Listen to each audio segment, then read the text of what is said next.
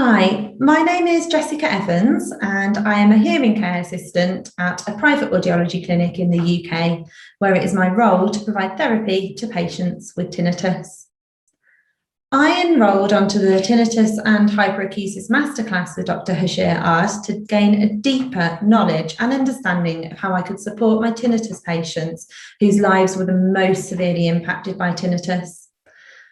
And by participating in the course, I have developed skills in delivering CBT, cognitive behavioural therapy, to patients suffering with high levels of stress and anxiety due to their tinnitus. And I'm already seeing really positive results with these patients. So today we're going to look at Module 5.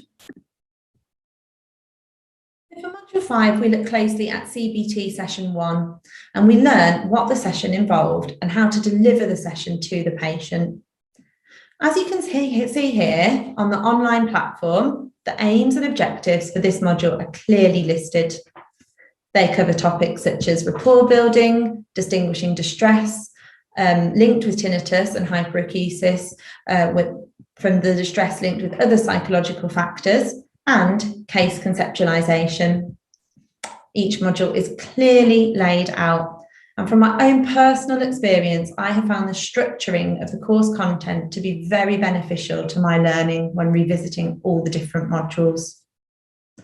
So the content involves a 12-minute lecture, followed by an almost hour-and-a-half demonstration with role play, then group discussions, and the objectives and aims of the assessment are also laid out.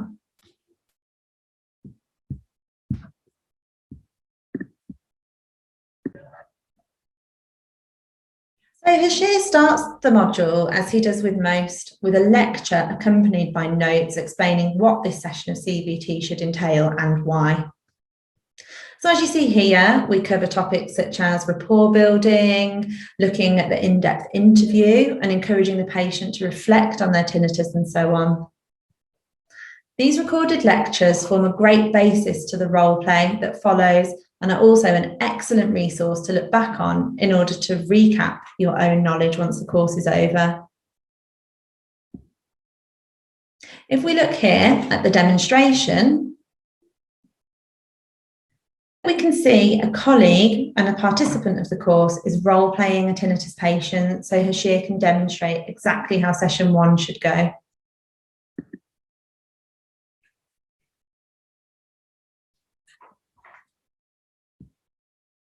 You don't want to deprive yourself from that. You can help me. I trust you, Hashir. That's why I'm here. I'll do whatever you tell me. I don't know where else to go. Excellent. But thank you for being open and honest and have the willingness to carry. Again, I found this an excellent resource to refer back to, as the role play was very realistic. I found it really helpful that we can revisit these demonstrations, and I even re-watched it before I carried out my first CBT session.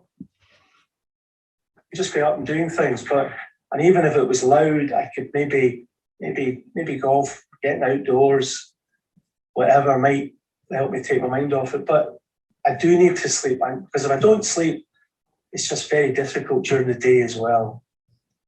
So the next day can come. It really prepares you for the kinds of questions and dilemmas you may encounter with a real patient. So during the discussions, we have an opportunity to ask our own questions, and I'd really encourage you to write your questions as you go along with the role play. The sessions are very interactive and allow you to consider things that other colleagues have brought up that may not have crossed your mind. A great opportunity to discuss and learn from each other, as well as from Hashir. 2 questions. The first one is, how important is it going back in the past to his child memories?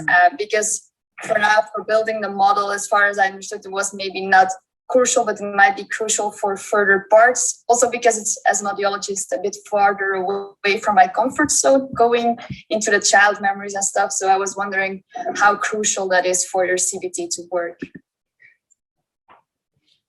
So next, and very usefully, we're given the clinical notes Hashir recorded for the role play patient.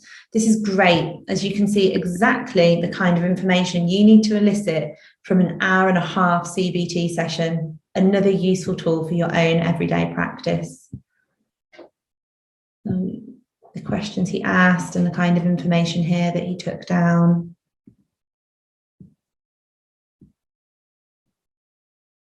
And finally, we looked at the formulation.